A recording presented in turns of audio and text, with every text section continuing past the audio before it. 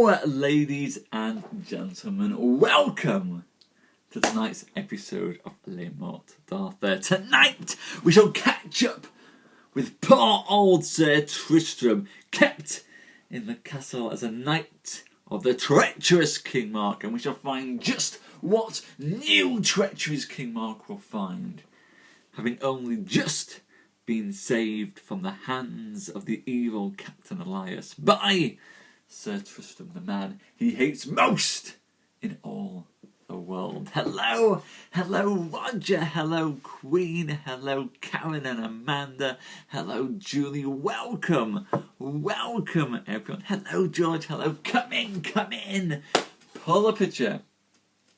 Pull up a chair, everyone. Hello, Matt. Hello. Welcome. You're very, very welcome. Come in, guys. Come in. How are we all this evening? Is our blood still racing? Boiling even? After last night's episode. Last night's episode was a corker. For anyone who missed it, it was epic. There was blood and limbs flying left, right and centre, which is exactly what you want from a tale like this. And this is why, ladies and gents, they had to wear helmets in the olden days so that they didn't have to worry about getting hair in the way. Well, Amanda, if you had to work, don't despair. Don't despair, because you can still watch last night's episode on Catch. And at some point, my workload is going to decrease and I'm going to be able to actually upload things onto the website. And my hair's taken a new turn, actually. We were like that for a while, but actually, I'm quite liking this sort of swept back look at the moment. I'm enjoying this look. This look might work for me. There, we found something to do with my hair. This is the awkward thing about doing Periscope all the time. It's basically an hour every evening where I look at myself very intently in the mirror. It's possibly one of the vainest forms of social media there is, and it just involves you staring at yourself. And of course, as I continue to grow my hair every week or so, I get a new exciting development. Flip side is you guys get my hair when it looks really, really good at the end of the day, and I manage to go and fix my hair at the start of the day. When I go to work, my hair looks terrible because I don't look in the mirror and just get out of the door, into the car and drive into work. So you get my hair when I've got time to think about it and sculpt it. Everybody else gets the hair when I've just come out of bed. So, hey ho! You guys are clearly winning. Anyway, enough about my hair, ladies and gents. That's not the reason that you came here after all. That's okay, Black Rabbit. No man bun, Karen. No man bun.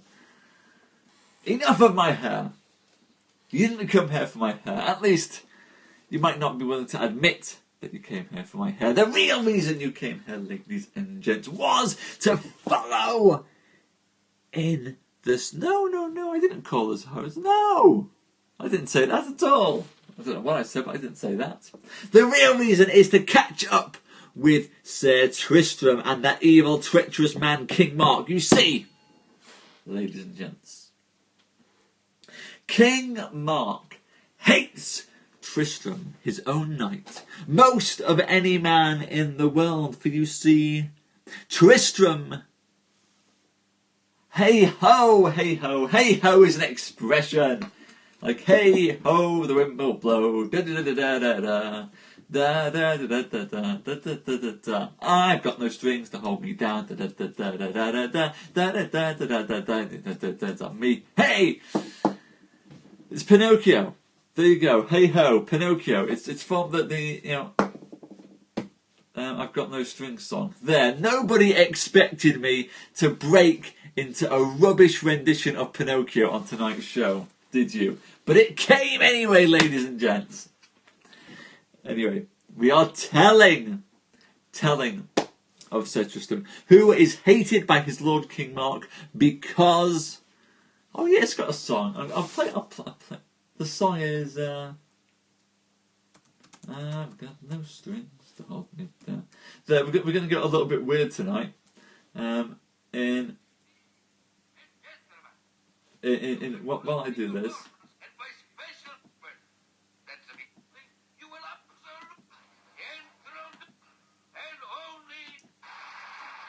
There we go.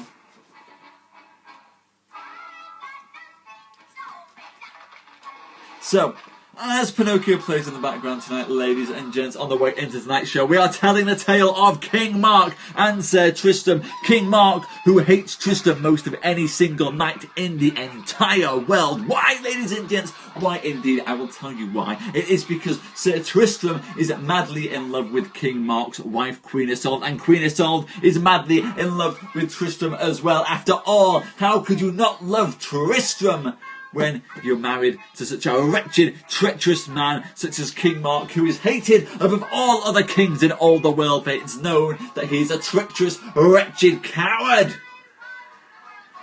And so, ladies and gents, after exiling Tristram from Camelot, King Arthur has forced King Mark to make peace with Tristram and to allow Tristram back into his court. King Mark has agreed to stay in the favour of King Arthur, and Sir Tristram has agreed to go back to King Mark's court because it brings him closer to his love, Queen Isolde. And so, ladies and gents, we have this unhappy stalemate. King Mark is still plotting to take Tristram's life. Tristram, it seems, is almost unaware that any danger is upon his head. In fact, when it was suggested to Tristram by Sir Lancelot and King Arthur that he needed to watch out, King Mark intercepted those letters from King Arthur and Sir Lancelot. He refused to let Tristram see them and sent back a letter of his own, ladies and gents. And the letter that was sent back by King Mark was thus. The letter that was sent back by King Mark was thus. King Mark said to those knights that... I'm distracted as well, but we'll do it anyway, because I said we would. King Mark said to King Arthur and Sir Lancelot that perhaps King Arthur should keep his nose out of Cornwall's business, because there was something afoot in his own court between Sir Lancelot and Lady Guinevere. When Lancelot discovered that King Mark had sent a letter accusing him of treachery with Queen Guinevere, even though it was true, he was infuriated. He was beside himself with anger. And so, ladies and gents, in order to have his revenge upon King Mark, he and his friend, the noble knight, Sir Dinadan, and I've got pencils here, Queen. I've got so many pencils tonight that I can waft them and wave them. That Sir Dinadan commissioned a harper to come and sing a most terrible song for King Mark. And he has sent that harper down to the court of King Mark to sing a song that is sure to infuriate and embarrass him. And so tonight, ladies and gents, that is the tale that we open with. As Sir Dinadan's harper comes to the court of King Mark. Now will we pass of this matter, and we shall speak of the harper that Sir Lancelot and Sir Dinadan sent into Cornwall. And too, we will speak of the great feast that King Mark made for joy after his enemies had been put out of his country. It was then, in the midst of this feast, that came Eliot the harper with the song that Dinadan had written, and secretly brought it unto Sir Tristram. And he told him the lay that Dinadan had made for King Mark. And when Tristram heard this song, he said, "O Lord Jesus, that Dinadan can make wonderly well and ill, there as it shall be." "Sir," said the harper, "do I dare to sing this song before King Mark?" "Yes," said Tristram, "upon my peril, for I shall be your protection."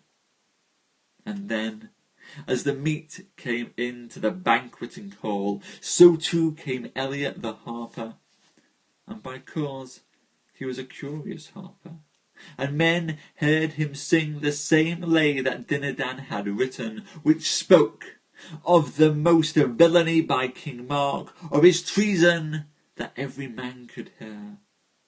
And when the harper had sung his song to the end, then King Mark was wonderly angry, and he said, "You harper, how dare you to be so bold on your head to sing this song before me?" "Sir," said Eliot, "know you well, I am a minstrel, and I must do as I am commanded of these lords that I bear the arms of. And, sir, know you well that Sir Dinadan, a knight of the Round Table, wrote this song and forced me to sing it before you." "You speak well," said King Mark, "and by cause you are a minstrel, and you shall be allowed to leave, but I charge you go now quickly out of my sight." So the harper departed, and went to Sir Tristram, and told him how he had sped. Then Sir Tristram let make letters as goodly as he could to Lancelot and Sir Dinadan, and so he let conduct the harper out of the country. But to say that King Mark was made wonderly angry, he was, for it was true, and he believed that the song that was sung before him was made under the advice of Sir Tristram.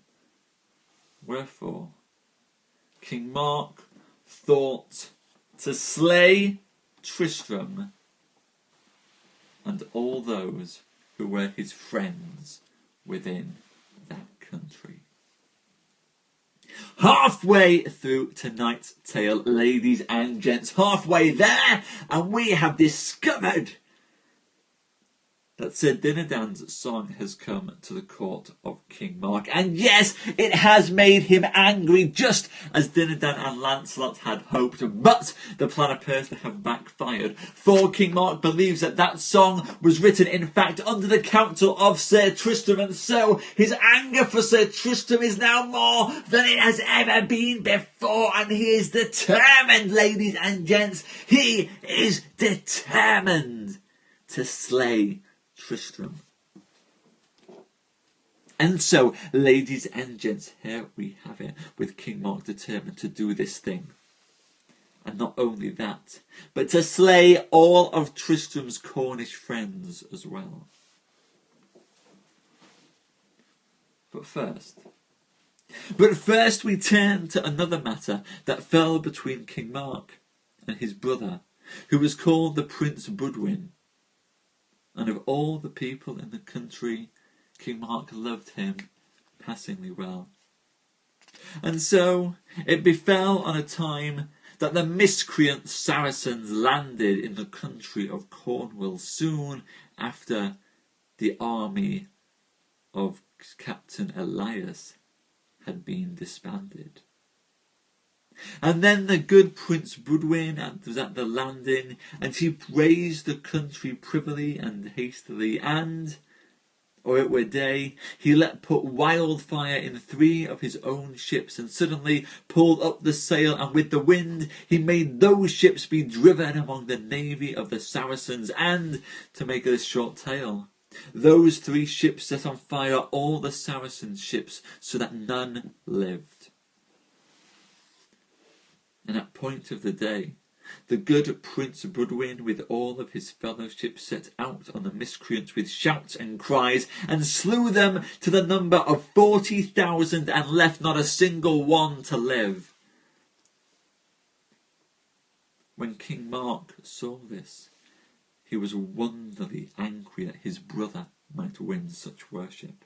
And by cause this prince was better beloved than he in all that country, and also Budwin loved well Sir Tristram, and therefore he thought to slay him. And thus, hastily, as a man out of his mind, King Mark sent for Prince Budwin and Angleides, that was his wife, and bade them to bring their young son with him, so that King Mark might see them all.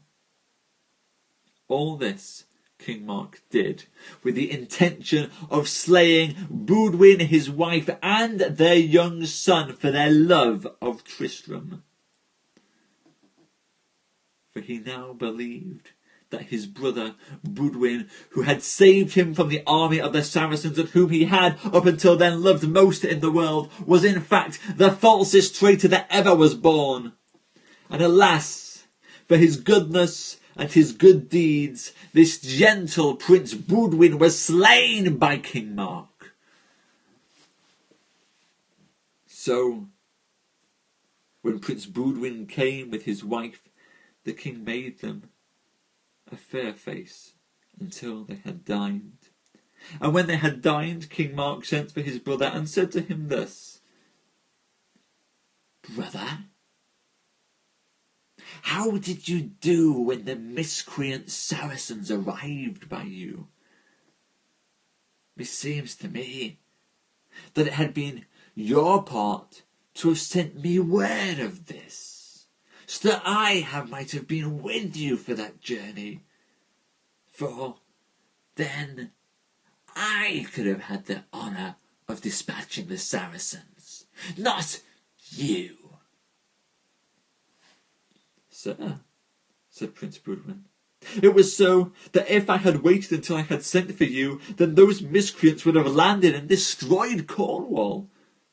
"You lie, false traitor," said King Mark, "for you art ever about to win worship from me and put me to dishonour, and you cherish everything that I hate." And therewith King Mark took his dagger and struck his brother to the heart. Prince Budwin fell, having never spoken a word. And then the lady Angleides, Prince Budwin's wife, made great sorrow and swooned, for she saw before her husband slain. And there was no more to do, but Prince Budwin was despoiled and brought to burial. But the wife, in secret, got her husband's doublet and his shirt, and she kept them secretly.